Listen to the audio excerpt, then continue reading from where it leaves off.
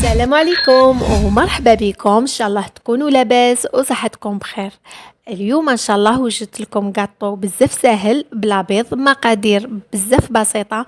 ان شاء الله تجربيه وتنجحي فيه. يقطع 31 حبه، تقدري ديريه لدارك ولا لضيافك ولا حتى تديه معاك. اكو عارفين رانا في لي فاكونس، تقدري تروحي لداركم وتديه في يدك يحمر لك وجهك.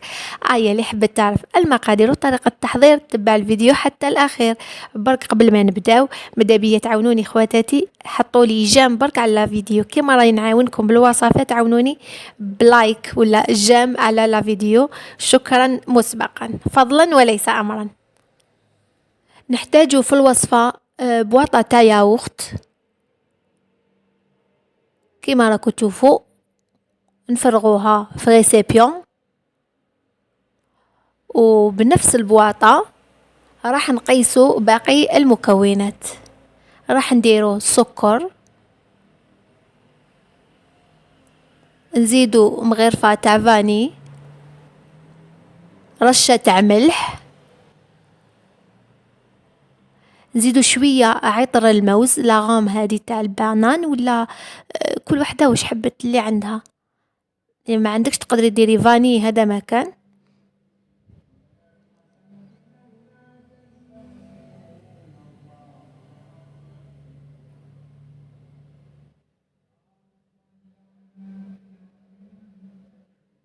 نزيدو الزيت ونكملو نخلطو، ولازم في هذه المرحلة نخلطو مليح، لازم هذاك الزيت يدخل مليح مع المكونات الاخرى. عبالكم الحلويات اللي فيها الزيت، لازم هذاك الزيت نخلطوه مليح، ماشي كيما المارغرين.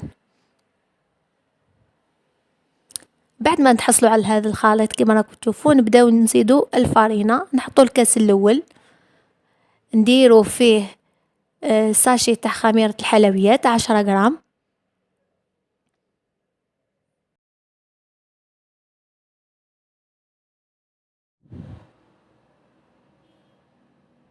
وهنايا نحطو الفوي ونكملو بيدينا باش نعرفوا القوام اللي نتحصلوا عليه.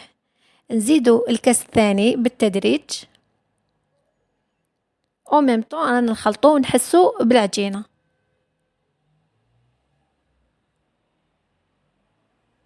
انا راني شايفه بلي راهي خاصتها شويه، نزيد نص كاس، يعني دات لي 2 كيسان ونص. بصح نتوما كل وحده والفارينه تاعها قادره تدي لك اكثر.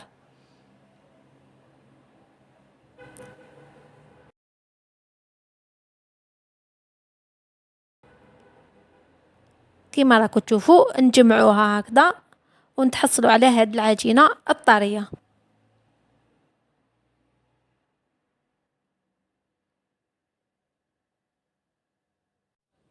ودوكا نروحو نشكلوها، ما نحتاجو لا طابع لا والو، غير بيدينا نديرو كريات صغيره كيما راكم تشوفوا. اللي حبت تقيس بالميزان دير 20 غرام، ولا اللي يدير كيما انا عينها ميزانها، يعني باينين كريات شويه صغار تاع 20 غرام. ونحطوهم مباشره في السنيوه اللي تدخل للفوخ كيما راكم تشوفوا. تحصلت كامل على 31 حبه، السنيوه رفدت لي 30 حبه، وهاي الحبه اللي قعدت. دوكا نجيب فارينه ندخل فيها هكا، هذه تاع العسل. اللي ما عندهاش تقدر دير الطرف تاع الحلال ولا اي حاجه تقدر تثقب بها. ولازم تغطسوها في الفارينه باش ما تلصقش، ونديرو هكا حفر كيما راكم تشوفوا.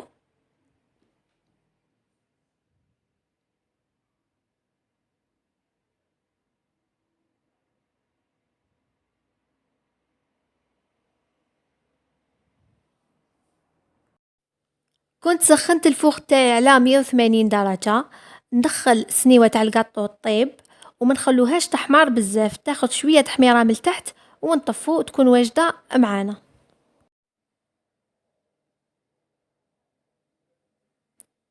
وهنا بعد ما خرجتها من الفوق كما راكم تشوفوا طابت على بياض، يعني ما حمرتهاش بزاف، بصح من التحت هاي حمراء عادي كيما يلزم، ني زيادة ني نقصان.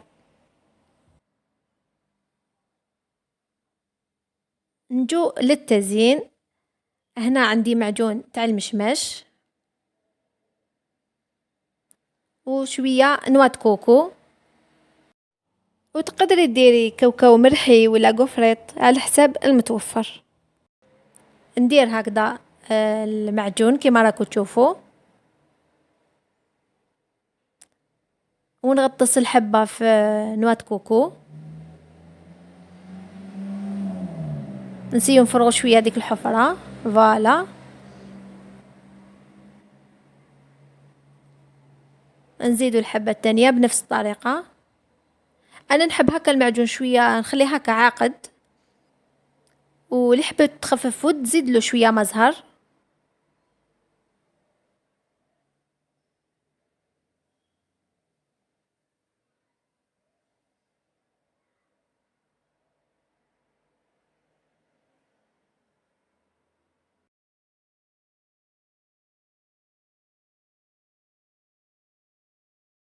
بعد ما كملتهم كامل ورمتهم في نواة كوكو، دوكا نجيب المعجون تاع المشماش ونحطوه في بوش ونفرغ هكا، ولا غير بمغرفة صغيرة عمرو كامل هادوك الثقابي. وهذا القاطو اللي درناه اليوم نحطوه في طبق التقديم كما راكم تشوفوا، جا يشهي.